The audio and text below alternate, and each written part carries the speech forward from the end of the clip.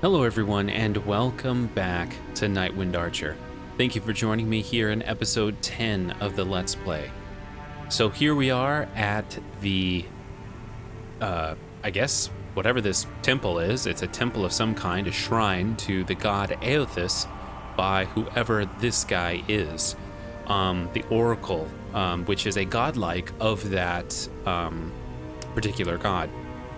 So we're gonna go, if you have no idea what I'm talking about, you definitely need to watch the rest of the episodes in the series and go back. I release a video every Wednesday and Saturday at 11 a.m. Central Time. So anyway, thank you all for joining me. I hope you continue to join me in this adventure, and let's get right into it.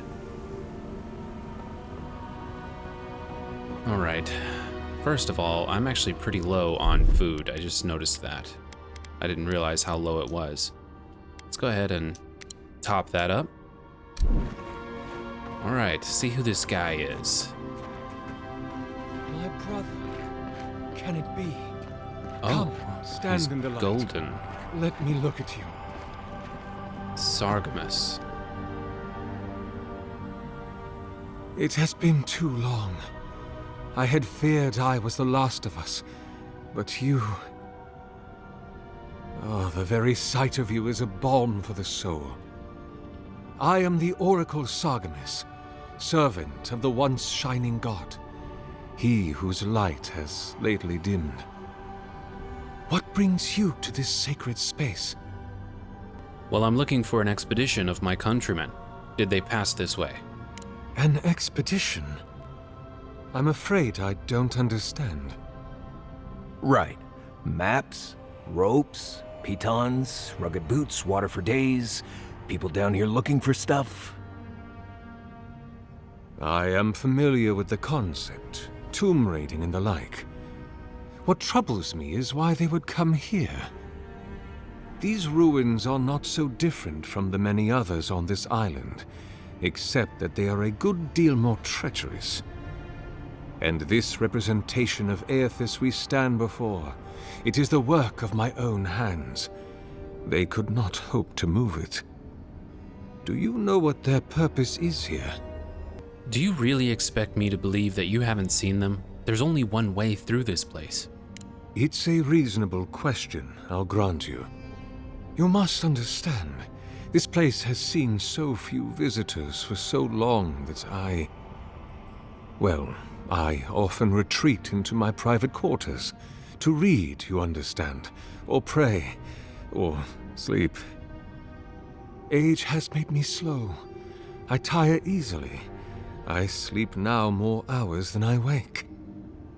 They could have already come and gone, and I would be none the wiser. In any case, you haven't told me what it was they searched for. Or do you not know? Well, actually, they're searching for a relic that you're rumored to keep here.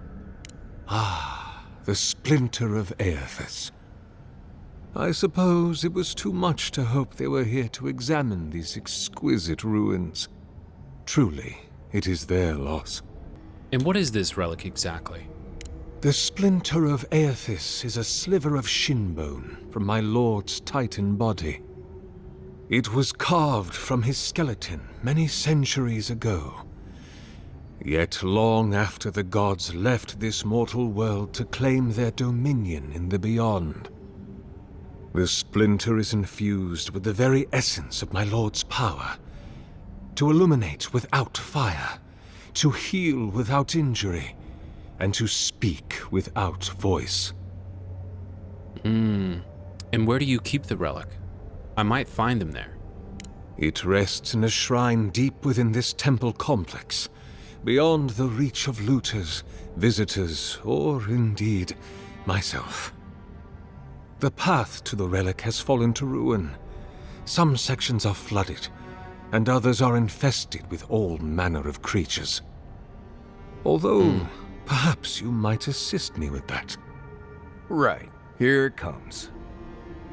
You see, this construction beside us is no mere statue, but a reliquary I have built to house the splinter of Aothis in its appropriate grandeur.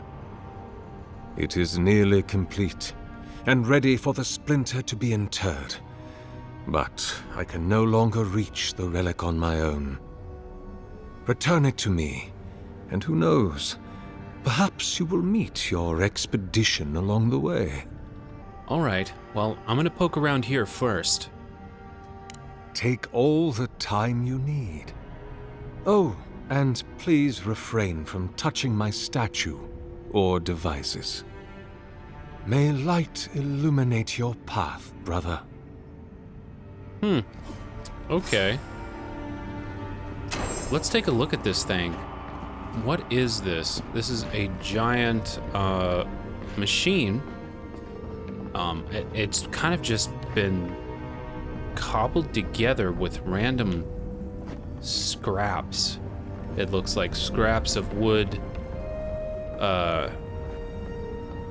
Whatever he could find down here is pretty much what's going on here. We've got these little symbols. I don't really know what they mean.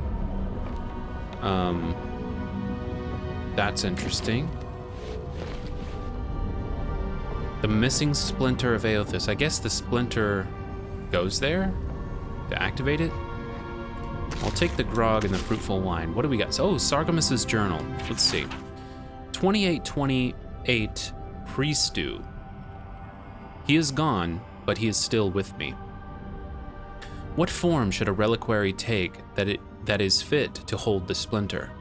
Were I in High Crown still, I would petition the church for ivory, gems, and gold, for this remnant of his holy body is worth all the wealth of the empire and more. Being as I am sequestered here, I will make do, instead with the wealth of the land.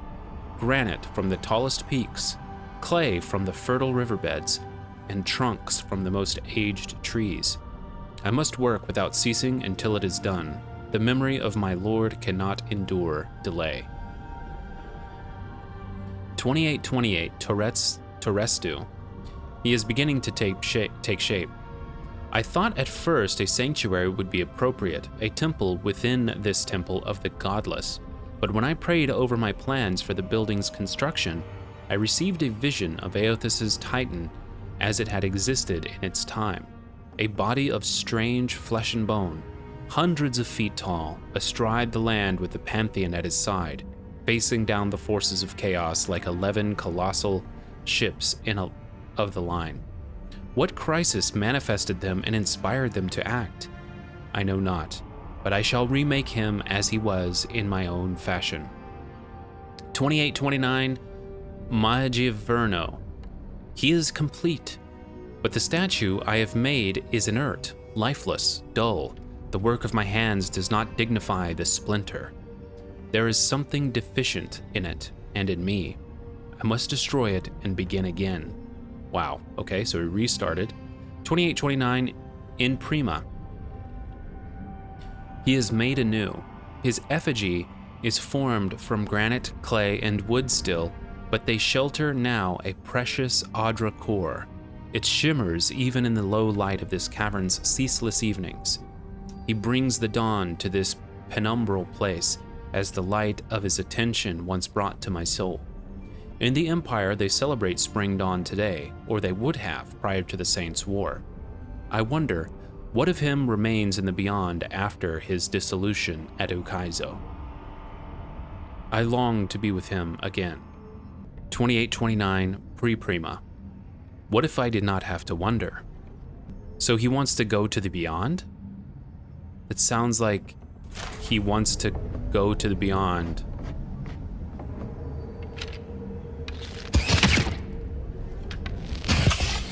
Leave those be. They protect my devices. Protect your devices? It looks like they activate your devices. Okay, so there's I suppose this is one of the beams that like trigger. I'm sure there's others if I follow these wires around. Let's get down here. So this is maybe his like workstation. Something like that. Maybe this is where he he has all of his contraptions set up to bring this thing to life. I wonder what his goal is. What is his hope with activating this thing? I see. Here's another one. Careful, please. He doesn't like that. He doesn't want me doing this. And I hear something. Aha. There we go. All right, well, is there anything down here, or is that certain death? Okay, yeah, that's pretty much certain death, I think. Maybe not, but I don't think I want to test it. I don't know where that goes. That might be just a death trap. Let's jump. There we go. So it appears, now I'm not sure if I should activate them right now or not. But, let's go ahead and see if we can find the rest of the crew that's here. That's supposed to be, you know, hunting in these caves. That door is barred. Okay. This is one of those electric lily seeds, which can be used as a throwable to activate the statue, but this reminds me of the strangle root. But how is anything this big growing all the way down here? We'll have to swim through the root tunnel to get through here. A root tunnel? Wait, so you're saying the expedition team all swam through this thing?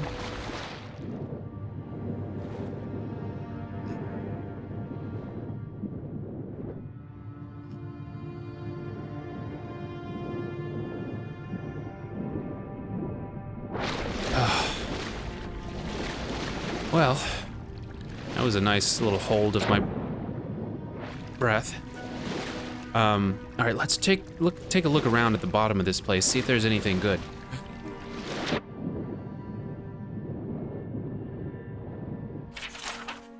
Okay, I guess I'm gonna have to read. I thought I was gonna hold my breath while I was underwater, but it doesn't make sense if I have to read.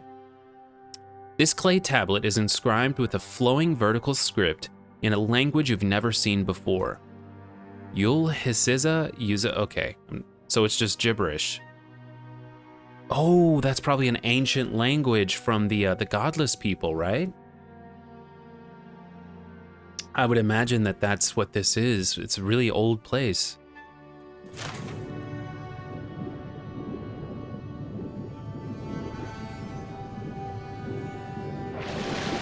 Let's keep looking around.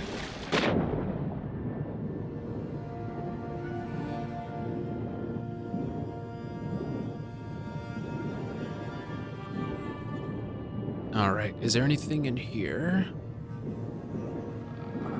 Okay, I need more air. Shit. Okay, there's clearly some stuff down here. I'm gonna keep looking. Wait, what's that? Oh, there is a chest right there. I see it. I see it. There's a chest right there. I just need to figure out if I can get through that door right there. Okay, get myself some air again. This way. Is there a way I can get in here?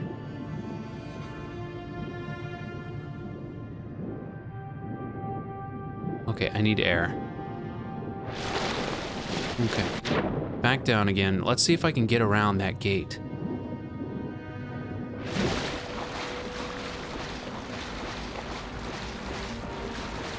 Okay. Okay, we've got some enemies. Oh, geez, there's so many.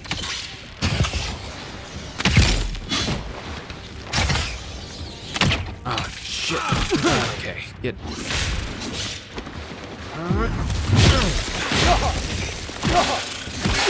Damn. Dying damn spider. Alright, good job, guys. Everybody all right? We've got a lot of books down here. I'm seeing books up on the shelves, up in there, and here. There's books everywhere. The writing in this tome is dense and spidery, and it advances across the page at a sprint, as if its author's pen had been enchanted with a spell for celerity. Whatever muse ensorcelled it, it will never be revealed. However, for the book's fragile pages swiftly disintegrate in your hands. Yeah, people with magic did this. True stories from the living lands. One of the hardiest of explorers would dare take the long, dangerous trek to the living lands. While there is no denying its beauty, the diversity of plant life alone is an herbologist's dream. The inherent risk in blithely trekking through these pristine hills is more than most should undertake. Let me take a moment to tell you about the land itself. Rolling hills, greenery, and sun. The whole area feels like a succession of hills and valleys, each with its own ecosystem. While that declaration is a tad extreme, it can almost be said to be true. The combination of sun, geographical location, proximity to fresh water, valley depth, and the existence of hot springs have given the living lands a wide breadth of flora and fauna. Walk down a hillside into a valley and you will find lush, verdant hills. Climb the next rise and you might see nothing but rock and boiling mineral springs. And the creatures. In my travels, I've seen it all, and this place never ceases to amaze me. Trolls. I don't think I've seen a troll yet. Have I? Have I seen a troll yet? I don't think I have. I will never forget my encounter with the trolls of the living lands.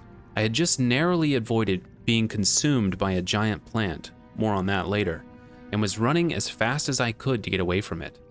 I broke the crest of the hill, and the valley below was wide, green, wet, and covered with low, thick, branched trees. Vines grew everywhere, between the trees, across the tops of them, down to the ground. It as a mess of vine and green. I think that meant to say it was a mess. Cautiously, I worked my way down toward the basin, keeping an eye out for anything suspicious, and it's a good thing I did so. I noticed not all the trees appeared to be trees. I froze, dropping to the ground in an effort to minimize my appearance. One of the trees moved, lumbering slowly away from the cluster. It's then that I realized it was a troll. Stemming out from among the group of trees it had been resting against. With a few more steps, I would have walked right into their home. The camouflage these trolls exhibit far exceed any I had ever seen before. I hope to return again in the future and observe them more. Insects. Yeah, I've seen plenty of insects, overgrown insects. While I have never seen them, I have read reports. See, that's weird. He's seen the trolls. I've never seen trolls, and I've seen the insects, and he hasn't seen the insects.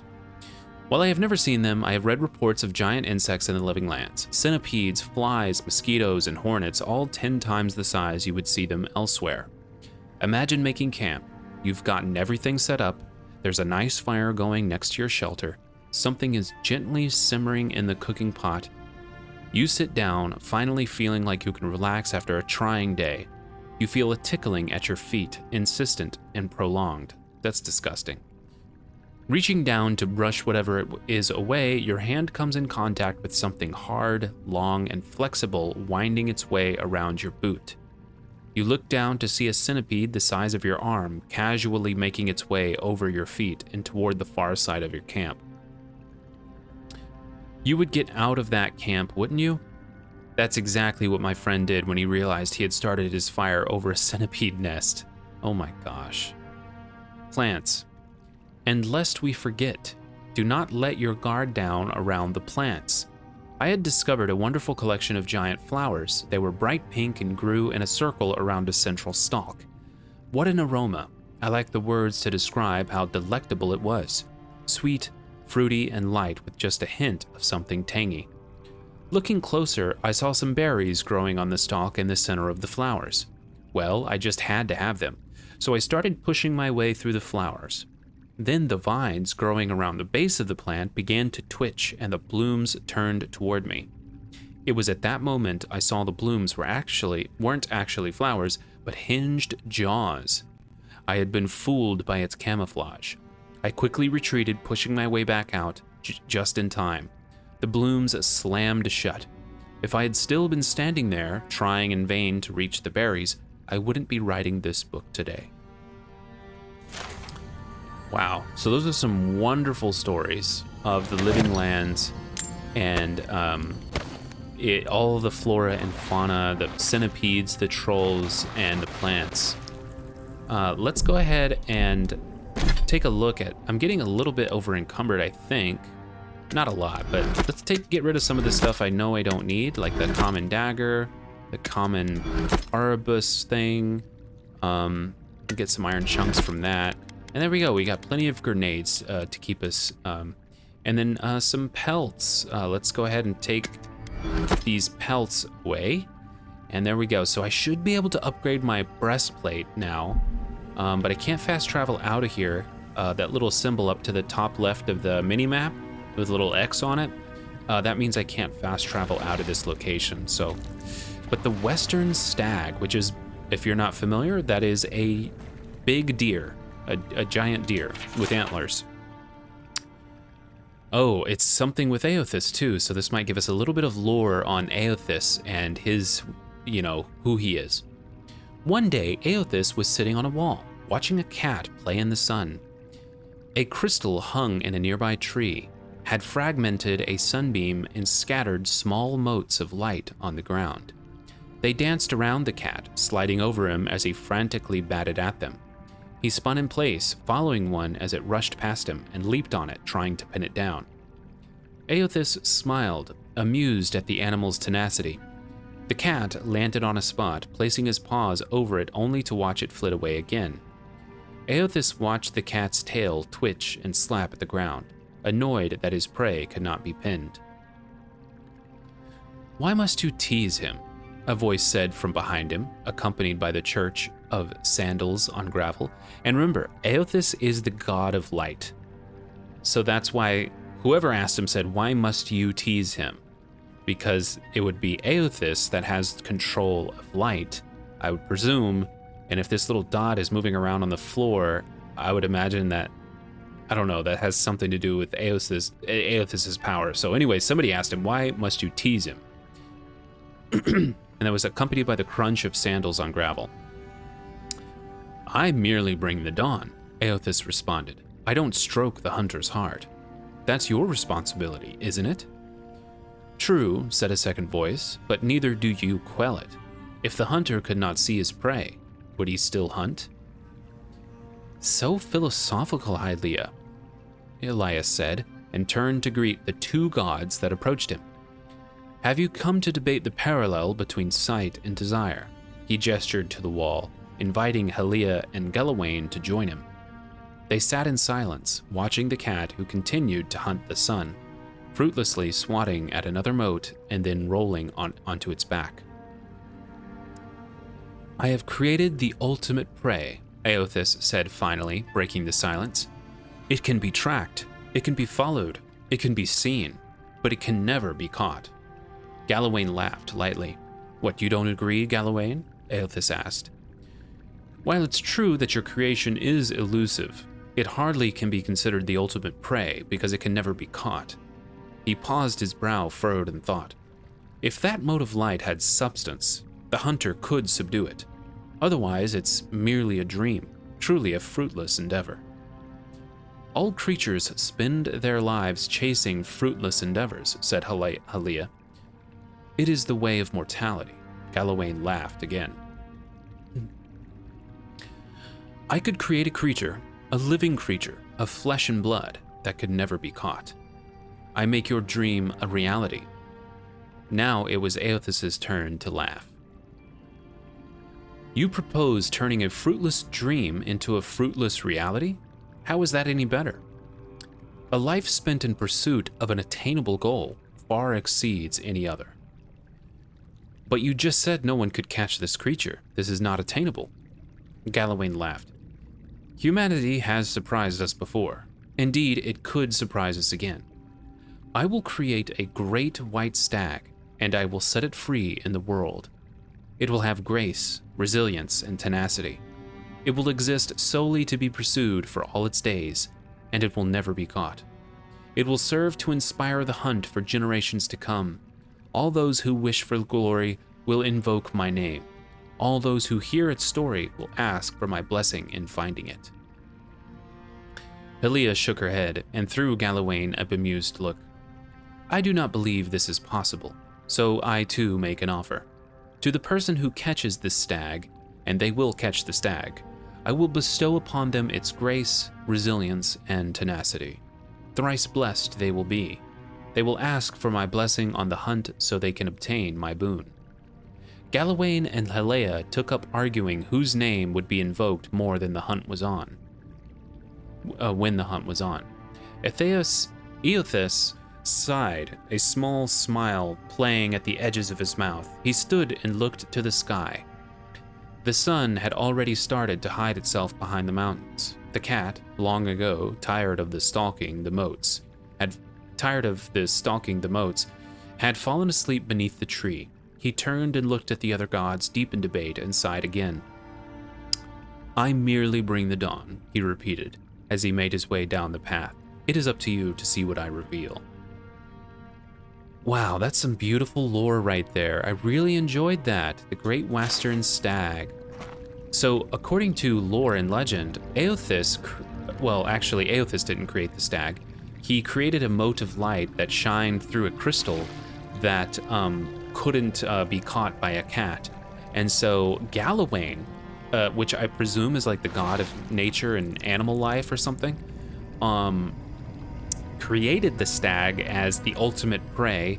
And then the other god, what was her name, Helea? She created the ultimate boon for the hunter, I think. Like if you catch the white stag, then you'll get a boon, a thrice blessed boon. So very cool stuff. I love the lore there. Beautiful storytelling on the gods here.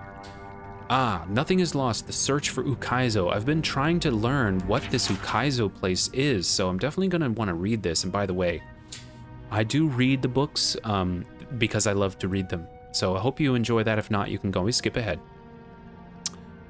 All right. Excerpted from the collection of journals in Wenamora Wave Chaser. The Ranga's men came to collect my portion of prize share this morning, and I had nothing to give them again. I make no money for the tribe, though I am always in my little ferry boat, Grey Gull, carving through the waves. At night, I get no sleep. Waitaro asks me to conserve the lamp oil, to come to bed, but I can't. Not until I find it. Okay, so there's a lot going on here that I already don't know about. Ranga's men. I don't know what Ranga is. He's making... he wants to make money for his tribe. His boat is the Grey Gull, and he gets no sleep at night. Waitaro, as someone that is with him, is telling him to come to bed, but he wants to stay up at night looking for something. I know it's out there, the lost city of Ukaizo. On every chart and map of the Deadfire I've found, whether Huana, Villain, or Ruatayan, there is a gap, an empty space where so much of our history should be. Did it burn to ash and cinders in the cataclysm? Did it sink below the waves?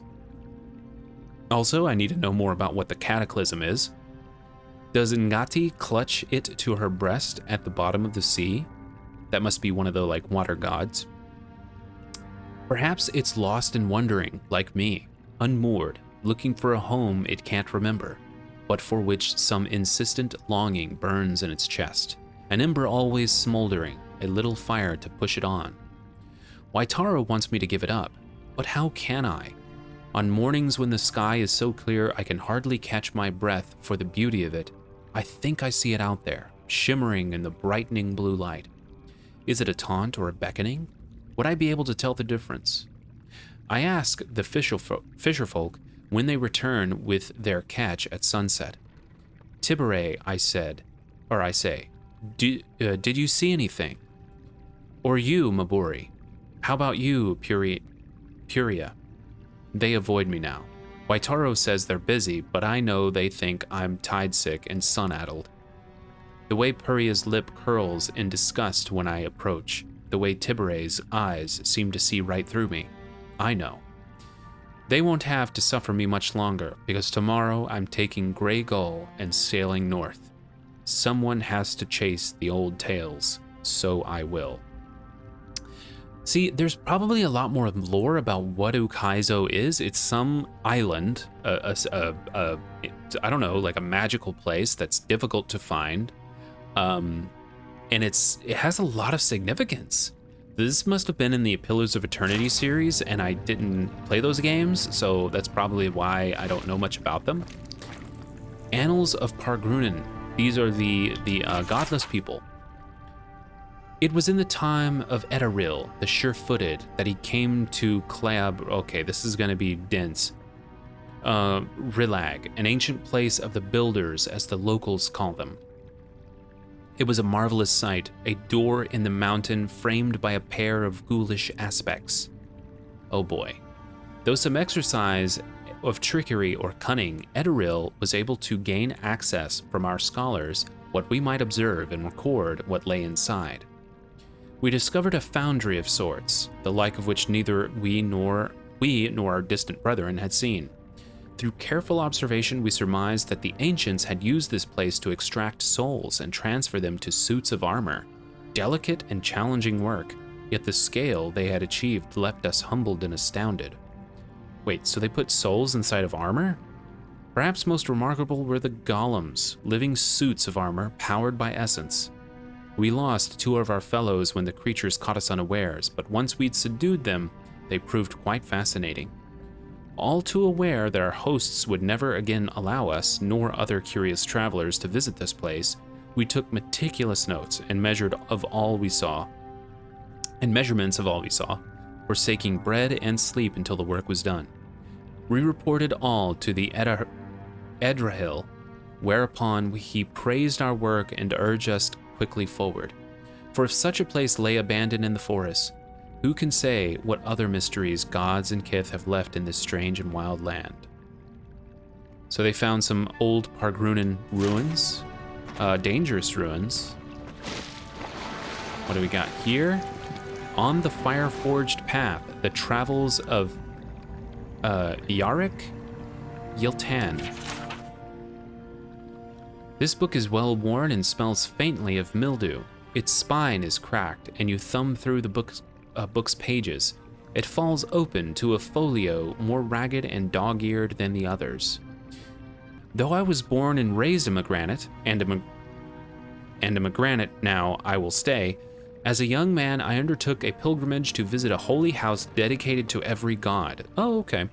In so doing, I hope to know them each the better, to take what they had to teach and sow it into my soul like so many seeds, that my soul might grow and bear only the most delectable fruit from my goddess to devour at the moment of my death.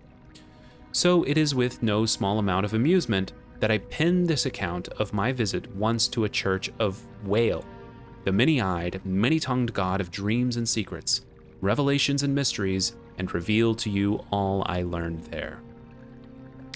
The challenge came first in finding adherents to Whale's doctrine, for they are not often ones to announce their presence, preferring instead to build their flock from the solitary seekers who delve through ancient ruins and ruined archives in search of the strange, the bizarre, the forgotten.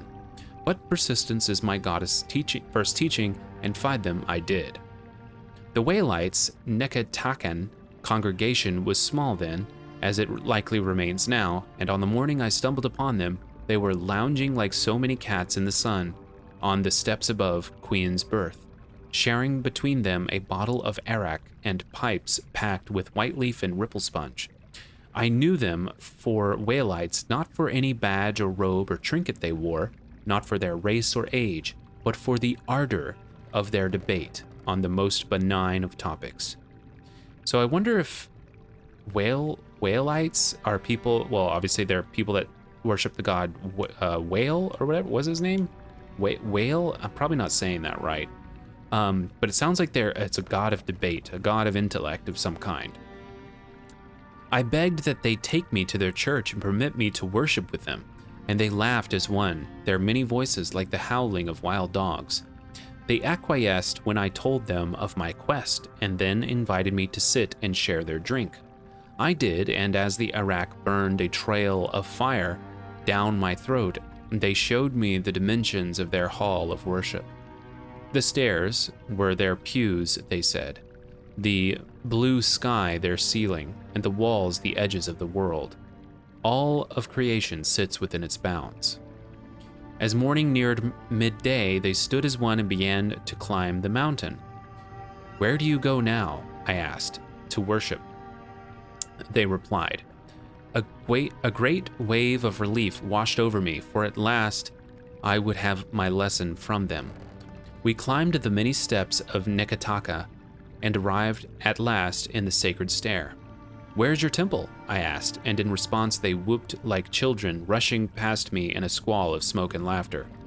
I followed as best I could, though I wet my good slippers in a stream and could hardly keep my feet on the moss-slick stones, and we surged, soggy-footed and hollering, into the temple of Gone? To worship, they cried. We shoved past dawn stars, bent in praise of their macabre god, laughing all the while, and came to stand before the leafless tree whose boughs were hung in lanterns too enormous to count. I had nary a moment to catch my breath before the whalites were clambering into the great tree's branches. A young man pulled me up with one hand and handed me a pipe with the other. The priests of Gon screeched and wailed, and all the while we squawked like birds, our smiles wide and eyes alight with arak and lantern fire. The Mataru came soon after to chase us away, but not before we'd done our share of singing on the many-eyed, many-tongued god of dreams. Would that I could have stayed with them a while longer, but alas, I could not deny my soul its journey, nor the whispers of my goddess in my ear. I took again to the road in search of churches, but I must admit, ever after, I longed always after for that tree.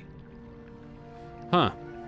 I really didn't learn a lot about that god, to be honest. There was not a lot of learning to be done there. It wasn't even clear to me exactly what kind of god that was, or what the point of the story was, to be honest. The Collected Annals of Lingrath. Whomever copied this work appears to have been in a great hurry, as they feared being caught. The gods strip us of who we are on every turn about the wheel, mercilessly shaving off all we've learned with their divine lathes. Oh, this is going to be very good. So this is more about the lore of the spirit as it goes around the wheel after you die. And this kind of explains why your memories are gone. So they shave off who you are. We retain the pale shadows of our souls, but knowledge, memory, and self, all of it is cut away. I mean, what are you without that to be your soul? Do the gods fear we might someday rival their strength if they do not? The trees of Erglanfath possess souls as strong as any kith, and their entangled roots extend for miles. But dig beneath any of them, follow those roots, and you'll see they don't end, but lead to a neighbor. They are many souls sharing one body. Why shouldn't willing kith be able to do the same? A limb may be grafted from one tree to the trunk of another, and in time they'll bear sweeter fruit together than either might have alone. Mightn't it be possible then to graft a scion soul to the rootstock of the willing kith? Whoa, what the heck? The soul wouldn't fracture, but coalesce. They'd grow stronger together. The gods see fractured souls, but they don't care for them. Damaged, broken people are abandoned by their makers to the twist in the wind, given no succor, no relief. Would an intentionally fractured soul be similarly inconsequential to them? I will use their apathy against them. I will make their disdain serve me. A grafted soul is obscured from the sight of the gods. It spreads freely like a blood fever, but doesn't kill its host. No, I will be a fever in the spirit, invisible, unstoppable, eternal. Wow. This guy was crazy. Lingrath, he wanted to graft souls together to create. Whoa. He wanted multiple souls to be grafted together. But anyway, that was a lot of reading. I'm sure some of you just skipped. Oh, nope, there's one book. There's one book up here I missed. We gotta read it. What is this? The History of the Living Lands 3. Glossolalia. In the ruins of Okaizo, the great city of the ancient Huana in the Deadfire, I once found a curious inscription. The inscription was written in 3 languages and arranged in a circle around a small pool of water.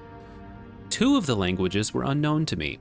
The first of these scripts were largely runic, rounded and orderly, and looked like it was meant to be painted rather than chiseled into stone. It put me to mind of the architecture of Ingwith, with its frequent arches and odd conjunction of angles. The other language branched off one long stem. This one was curious. At first, I thought I was meant to read it left to right, but the characters' shapes didn't have a flow that felt intentional. It wasn't until I tilted my head that I understood I was attempting to read it on its side, that I was instead meant to read it from top to bottom and likely right to left. Fascinating. I have seen nothing like it in all of Viora. The third of the scripts I recognized. It was near ancient Huana, a language I'd studied idly in my youth. I had been obsessed with its more logographic predecessor, Far Ancient Huana, for many years. What a pleasure at last to see something I knew. After a few hours of meditation, I recall enough of the alphabet to take a stab at the transcription. Ka Wingaru, O Wataru Te Katakua. Okay, yeah, I can't read that. So the transcription is Wingaru o Waturi, King of Ukaizo, the King of Kings. It has the cadence of a dedication. Could this last inscription be the key to deciphering the 2 other unknown languages? So this is like a Rosetta Stone. It's like a Rosetta Stone that they found to uncover the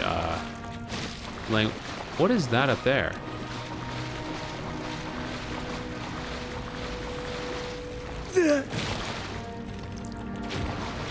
What's going on here?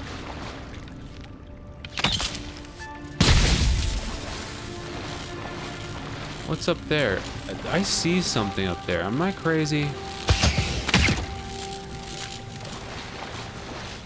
Maybe it's just glass bottles. Maybe there's nothing to that. Yeah, maybe it's nothing. Yeah, okay, whatever. I guess I'll just keep going. But anyway, that was a lot of different lore right there. I just read a ton of lore. There was actually probably too much lore in this one location. They should spread it out a bit. But there was so much that I learned about the world. It was great. I actually enjoyed that. And there's another book, The Life and Discoveries of Pandgram.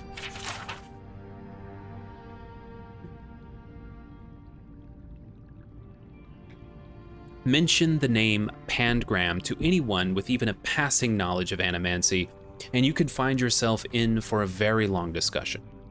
Publicly reviled but privately lauded as a hero and genius, Pangram's history is at turns revolutionary, horrific, and mysterious. Pandgram was fascinated, some might say obsessed, with the concept of animancy. It consumed his life as he dedicated everything to understand it. He would frequently travel to Air Glanfath and to the Deerwood to visit the Ingwithan ruins. There, he would take notes and make sketches, bringing anything back with him that he could to help him unlock the mysteries.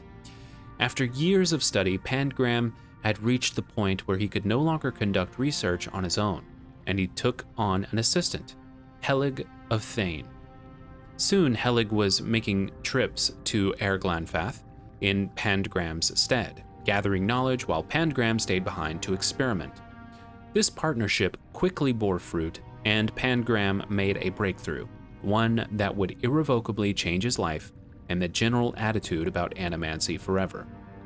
While the specifics of his experimentation will never truly be known, the rumors and stories that still circulate tell that he sent out inquiries asking for live subjects for help with a dangerous experiment that might change their life, or it might end it. Those who were already dying were especially encouraged to apply.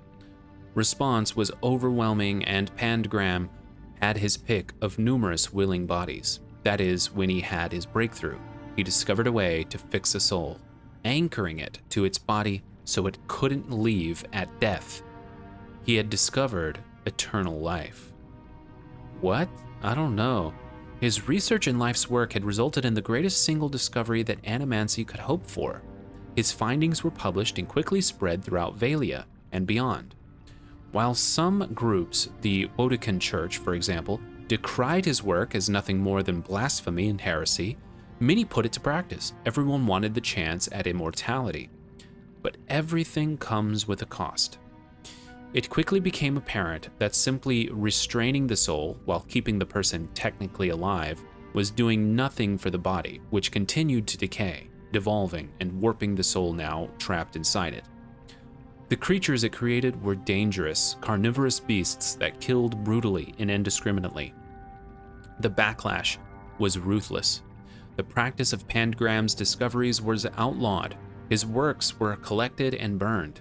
He and Helig were branded heretics and hunted, chased from town to town until Pandgram simply vanished. Helig was tracked down, captured, and brought to trial for the atrocities committed against Valia and its people. The trial was barely more than a formality to bring charges against him, as everyone knew what hand he had played in the disaster. He was sent to prison for years, but eventually released once the public outrage died down. Wow, that's actually better than I was expecting. Not long after his parole, he disappeared as well. Occasionally, talk surfaced that a copy of Pandgram's theorems has been found, untouched by the purging flames that destroyed its brothers. These rumors seldom end up being more than that. Many groups and wealthy individuals have formed, sending out a call to anyone who will listen. Find us a copy of the theorems.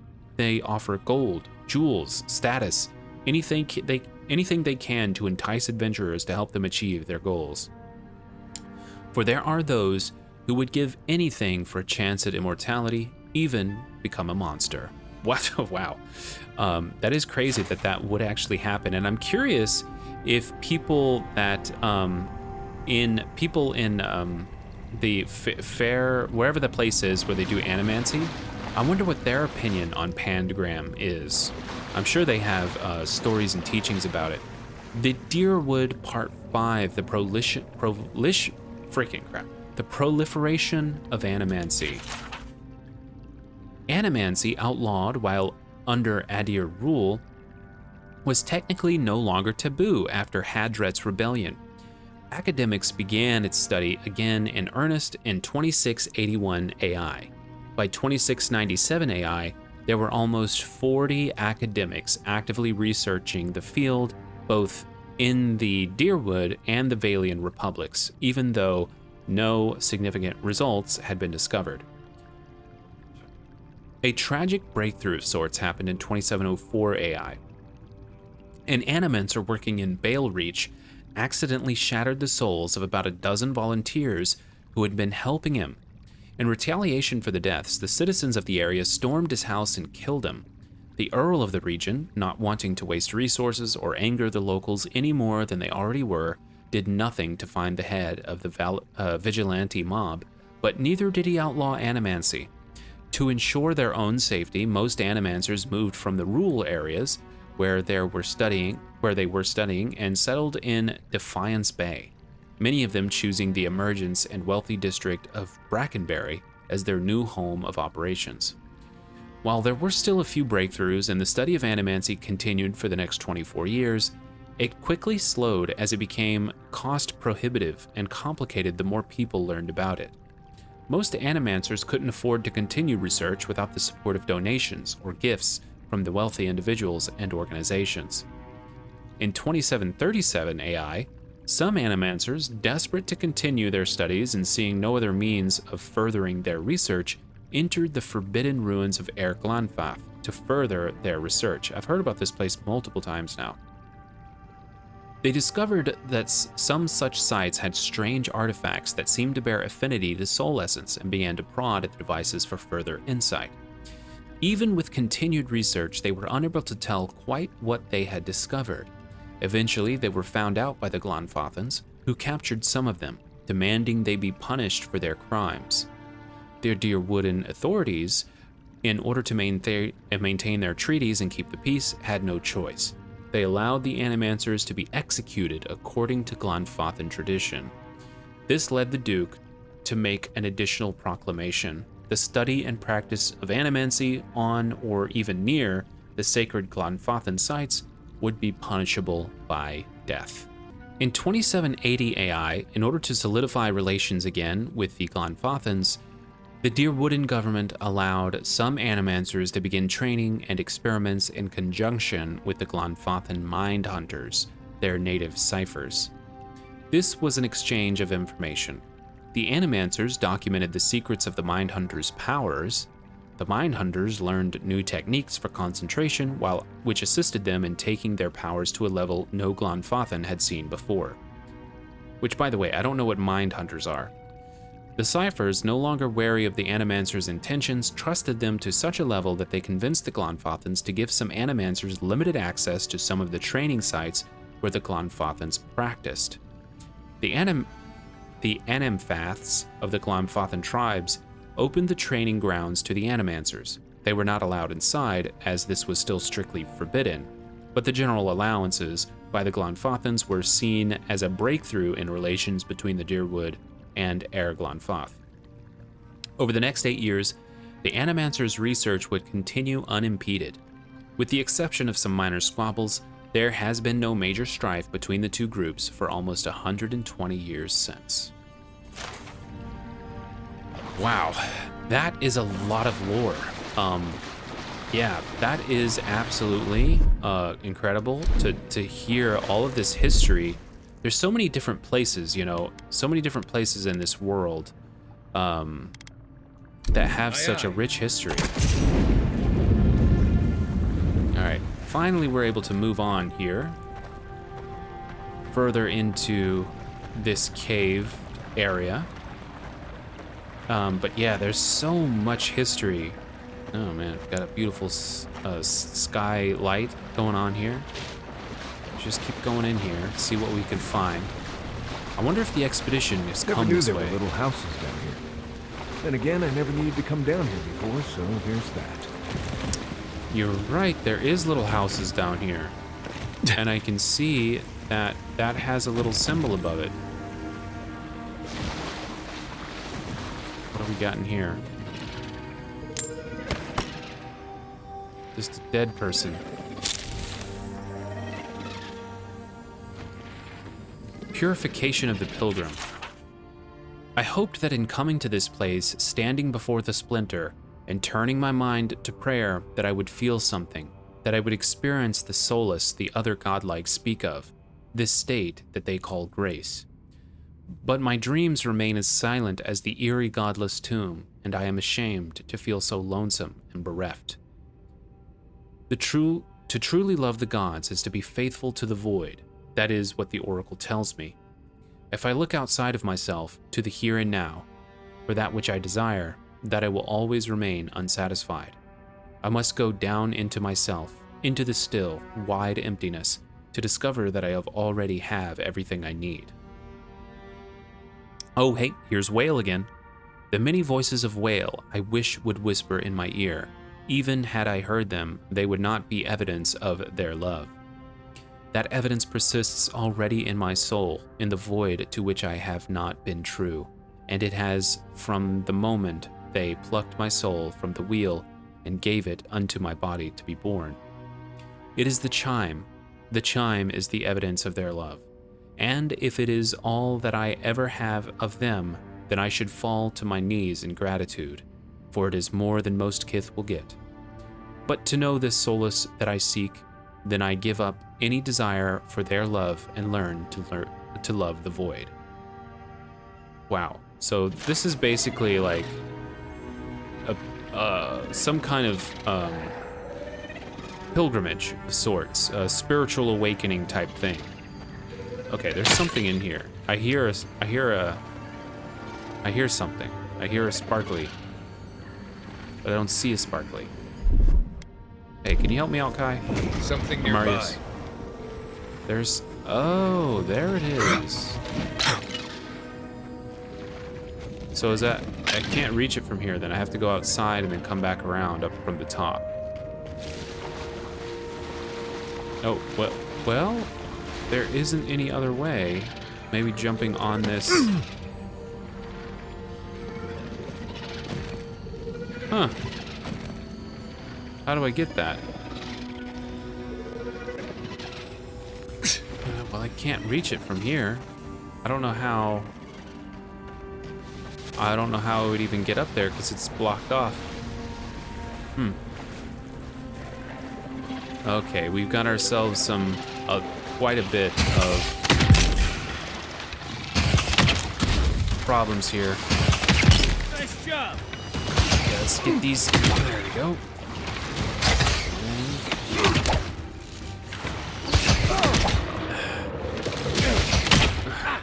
I'm gonna have some issues here.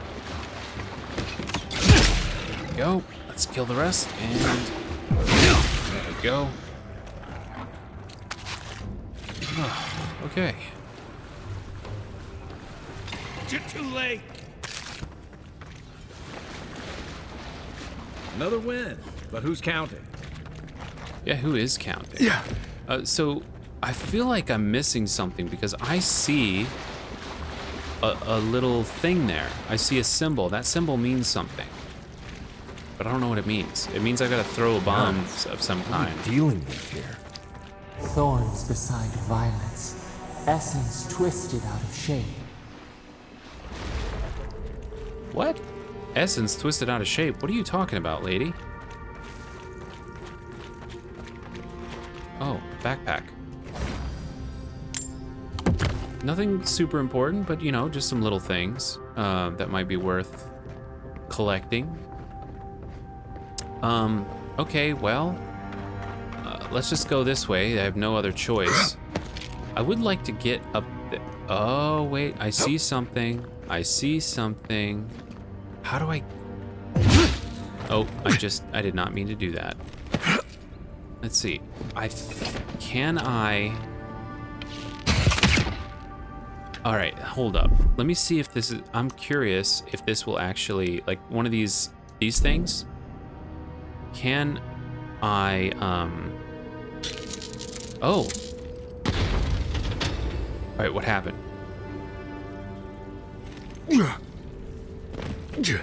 Okay, I think I opened it.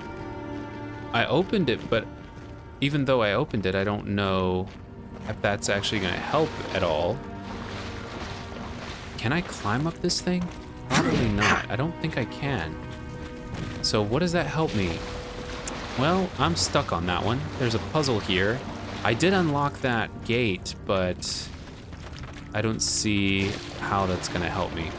I don't know, maybe it'll help me later. Maybe if I just keep climbing and go up this direction, maybe I'll find what I want if I just keep going this way. Repose, a pulse beating out of time. Should it be disturbed? A pulse beating out of time, should it be disturbed? She's so cryptic, I have no idea what she's talking about. Consecration prayer. With this leaving of his precious body, we commemorate our most glorious God, with all his saints.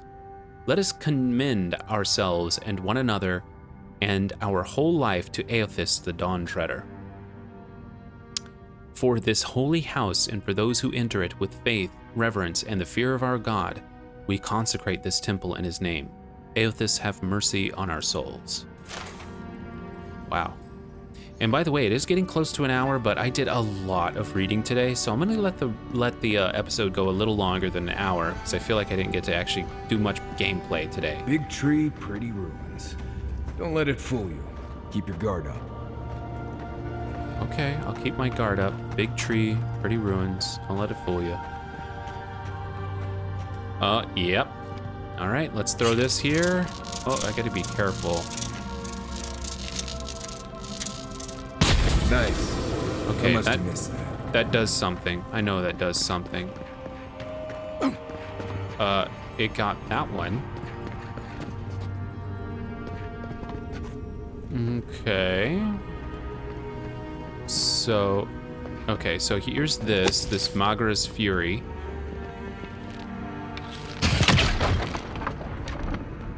Where's the other one?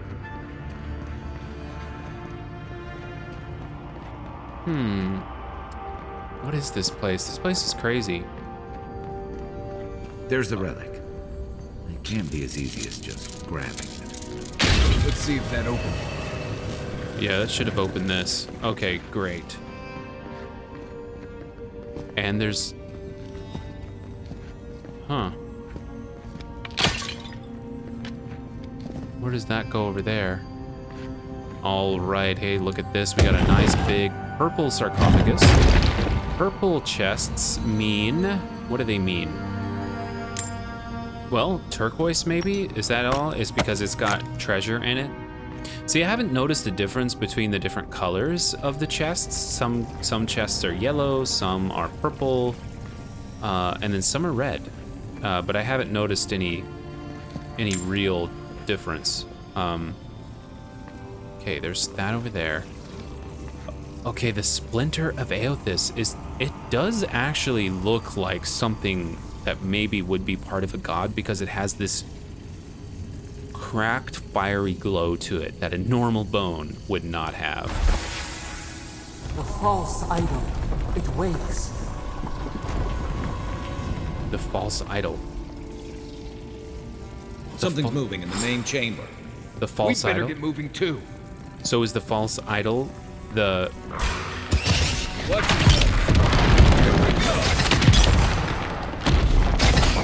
Okay, yeah, we got some enemies coming. Got him. All right, let's just take him out. It's easier. All right, is that it? Oh no, of course that's not it. There's gonna be a lot more than that. All right, let's take that out. There we go. Of course. Get him out.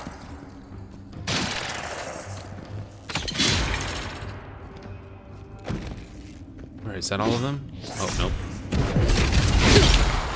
Okay, what now? We've got a big... Oh, boy. Oh. Okay, I should have known. It had a red indicator. That means it can't... Okay, let's go ahead. Oh, nope. Now's the perfect time. There we go. Wow, I can't believe I killed that so easily. Get away. Audra, perfect. I love that. We got ourselves some Audra. That's upgrades. Weapons tier to the next tier. Okay, let's go ahead and...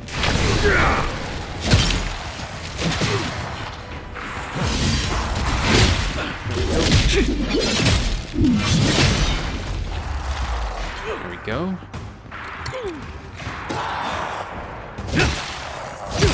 You're done. There's more. How many are there gonna be?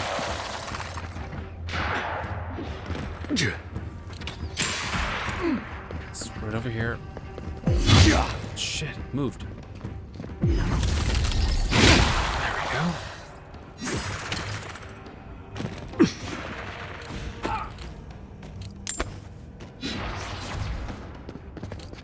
Let's collect all this stuff. Hopefully we're getting near the end of these waves.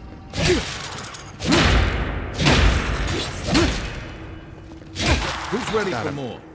That ought to be all of them, right? Nice job, everyone. Okay, so we've got the splinter. Yeah, this place was pretty dangerous. Oh, definitely was hidden away. I wonder though.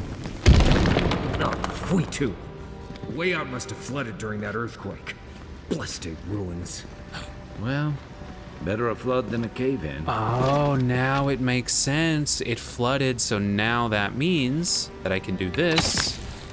And boom, just like that, and then bam, and there we go. Very nice. I knew this would come in handy. I was like, I'm crazy or something is going on. Something is going on here. I was like, there had to be a reason for this somehow. So let's just collect what we can in this door.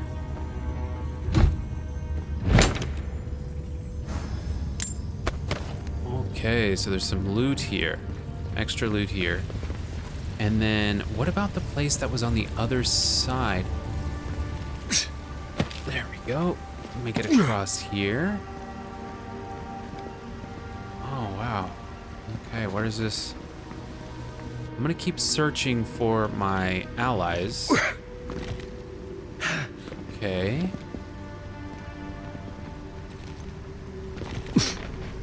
Wait a minute. Now that it's flooded, can I just... Huh, I wonder. You know what? I see up there... Hold up. Can I... Nope, I can't. That was dumb. Well, it's flooded. I wonder if there's anything, at least at the base here now. But I know that there's a way to explore more of this place. There has to be, because I saw places that can be reached. Let's go this way. Okay, so here. And then, how do I get up there? That's what I want to know. Do I just need to, like...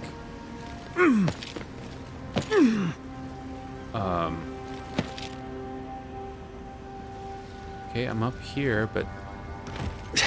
Okay, right here, right here. This is it. This has got to be it, right?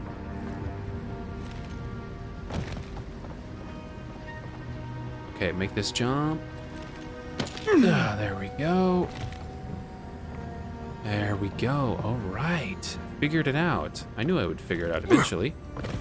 And there we go. We've got ourselves a chest that's hidden away. Nothing incredible, though. I don't know if it was really worth all the effort. I figured if you're going to go through all that effort, they should at least, you know, make it worth your while. Oh, that was dumb. Let's go ahead and heal up a bit. All right. There we go. Now, there's B. So, B is search for the Adherent Expedition. So that's what I'm going to do. I'm going to keep searching for them. Because it is an optional quest. So if it's optional, then I might as well do it. What is this? Okay, I thought the whole thing was coming down on me for a second.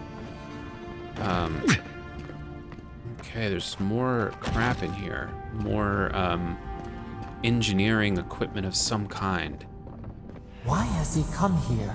Why does he build the idol in this place? Well, as a form of reverence, I thought, to his god.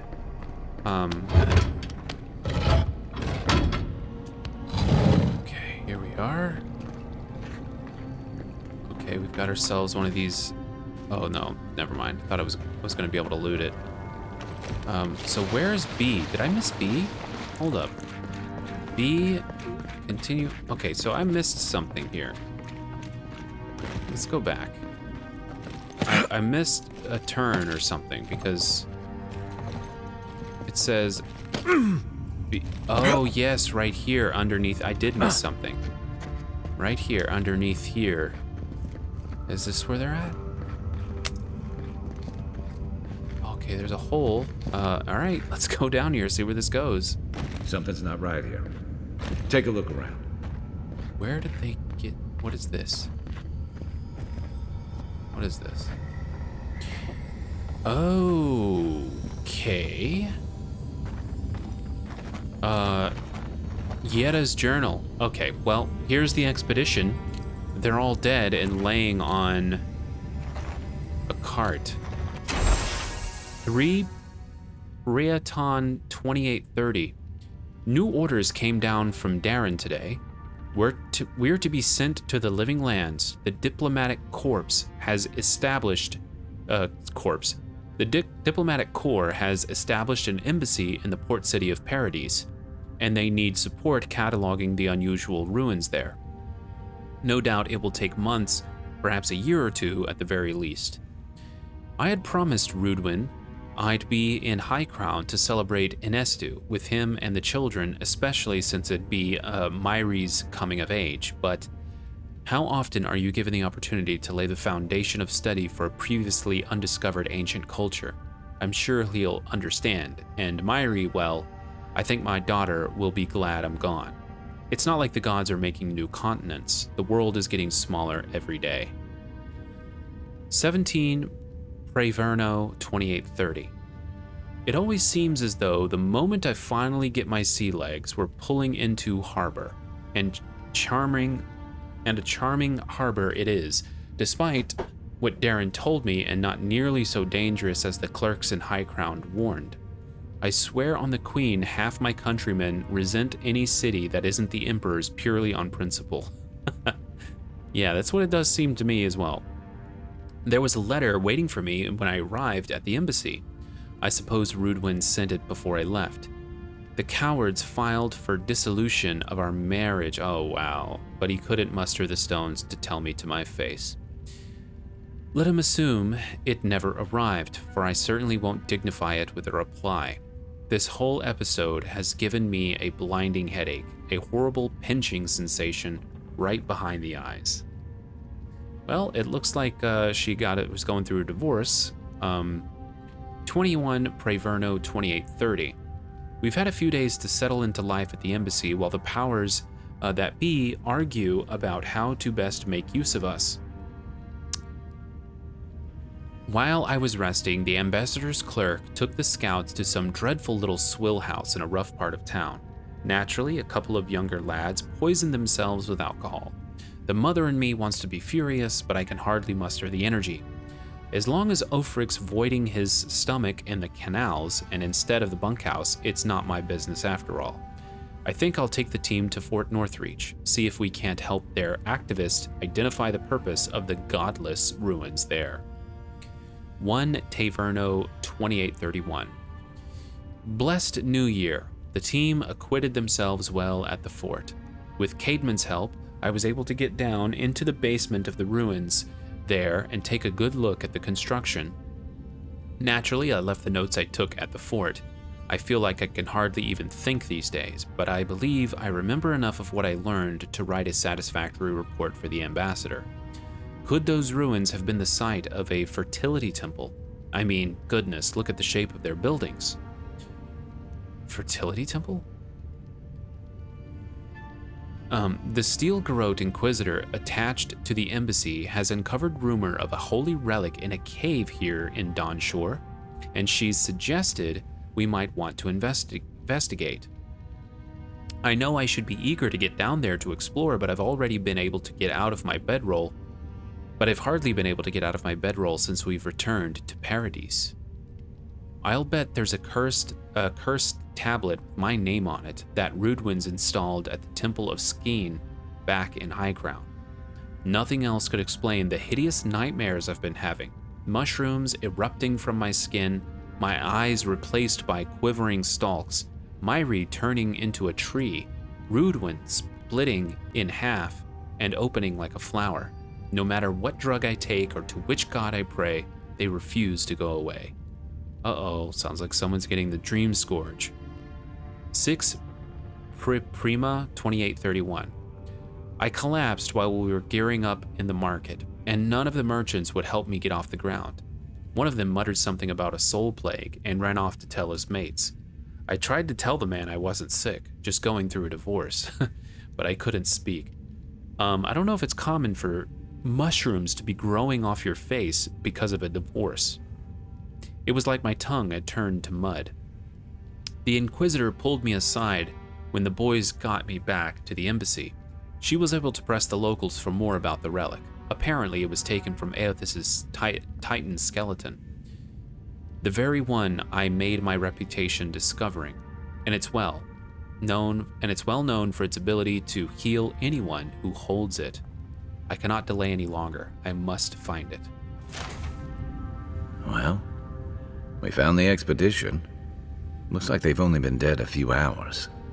But how did they get in here? They didn't come the same way we did. I'll remind you, we had to swim here. And look, there's no way these people died of natural causes. Murder usually leaves a mark. It's like every member of the expedition team just collapsed. Collapsed. Are you saying that the Oracle could have killed him? Corpses left here with no obvious death marks or struggle wounds? All I'm saying is, I'm not seeing any reason to rule him out.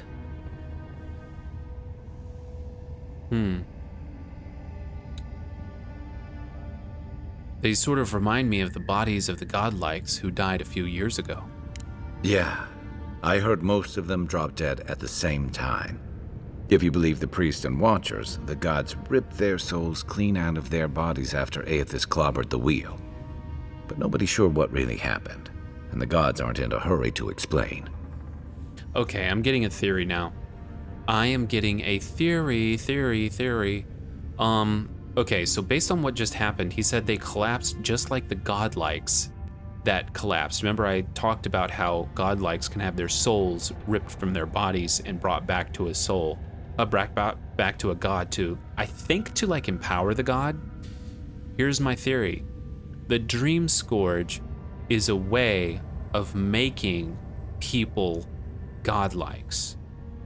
It's something that it's a virus that turns regular people into godlikes, but they can't handle it, so they pretty much die from it. But then one of the gods gets to harvest their soul as if they were a godlike to make them grow in power. There is a mysterious god out there that is manufacturing the Dream Scourge to turn people into godlikes so that their souls can be harvested. I don't know that this is true, but that's my running theory right now, and I think it's a damn good one.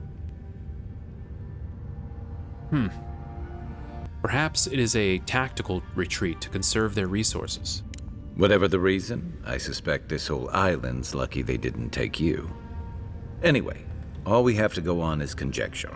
A statue of Aethys, and a bunch of Adiran corpses. So, we're doing great. Do you think the Oracle could have killed him? Corpses left here with no obvious... Oh, he already All read I'm that. saying is, I'm not... Alright, well, let's not waste any more time speculating. Right. Let's go find that Oracle so we can go. Whatever the Oracle has planned for that relic, and for us, it can't be good, Envoy. Aethys is a dangerous god associated with Eora's bloodiest wars, and he recently killed thousands of people in Deadfire. Now, we have a piece of him, and we're about to face a maniac who wants it desperately. Tread carefully. Alright, you've got a good point, Kai. I am no longer on the side of trusting that guy. I don't trust him anymore. On the Binding of Souls, okay. Somebody was reading this book. The margins of this text are scribbled with notes and references. The ink-stained pages appear to have seen much use in earlier times. The removal and transference of souls is a practice both ancient and sophisticated. There is evidence that the Ingwithans were particularly adept at this, yet few details have survived them. Someone scrawled Annals of the Pargrunan, page 382-6, below this paragraph. What is known is that the removal of a soul is a difficult process and one that requires an expert hand and precise tools for any chance of success. Early attempts on a test pool of 138 goats left most of the subjects with maimed or fractured souls. In all but 2 of the 11 instances where the soul was successfully removed, the essence dissipated before scholars could capture it. The words "transfer to holding vessel" are written and underlined in the margin. Wait a minute. So these notes where somebody scribbled something and underlining, I'm willing to bet that this is the guy, the godlike here, the golden godlike. He's the one that's making these notes. Transfer to holding vessel. He's trying to harvest these people's souls. The process requires conductive materials, copper and adra specifically. Immersion. Okay, I understand. He's harvesting these people's souls so he can transfer those souls into his little, his machine thing that he created. Okay, so this guy is actually pretty evil. Immersion in water is important to ensure that the soul is drawn in a steady and uniform manner, with no distortions or breakages. A warped soul is at best useless, and at worst unpredictable. An arrow points from this paragraph to a scrunched note. Extraction pool in CR, 18 feet wide by 3 feet deep. Okay, so immersion in water is important to ensure the soul is drawn out in a steady and uniform manner. I wonder if that's why this cave suddenly flooded for no reason. Because I picked up that thing, that bone or whatever, that relic, and then when I came back out, everything was flooded. I wonder if he had anything to do with that. We have since mastered the process of soul transference and have seen the benefits of infusing forged work with the essence of animals and wilder. What remains to be seen is whether we might see greater gains from using the souls of Kith, where we would procure the appropriate subjects, and how much personality and autonomy we would want to leave intact in such cases.